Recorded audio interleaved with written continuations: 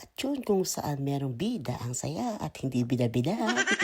Dito sa Jollibee ng Pinas kung saan saya kang makakain kasi maraming Happy Meal. Dagdagan pa ng napakagandang ambience. Yan mga kabayan, yung hindi naubusan ng sasakyan ba?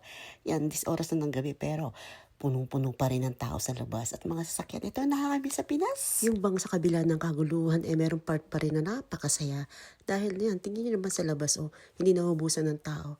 Unlike naman dito naman, kabayan, tingnan nyo naman, hindi ko masisisi ang aking mga anak kung bakit gustong-gusto sa Pinas. Mas marami pa nga yatang aswang at vampira dito sa Pinas, Dahil yan, this oras ng gabi, nagsisilabasan sila. Yan, tulad namin na yan, naghahanap ng kakainan sa labas. Food trip ba? Food trip. Food is life sa Pinas. Nakakamiss din yan sa mga sidewalk. Yan, paglabas mo dyan, yan, sa mga gilid-gilid, ang dami mo makikitang pagkain, mga kabayan. Yung mga ihaw-ihaw, mga silog-silog yan. Diyan mo lang makikita sa labas, tabi-tabi pa. Yan, yung mga andi-andi, meron dyan. Napakarami. Sobrang dami. Malilito ka na lang kung saan kakakain. Masarap din kasi mag-walking-walking, lalo na kung gabi. Kasi maraming pailaw. Yan sa kalsada, only in the Philippines. At dyan, tapos na nga kumain at nakaisip pang maglaro nito ni Bambam. Customer number 8.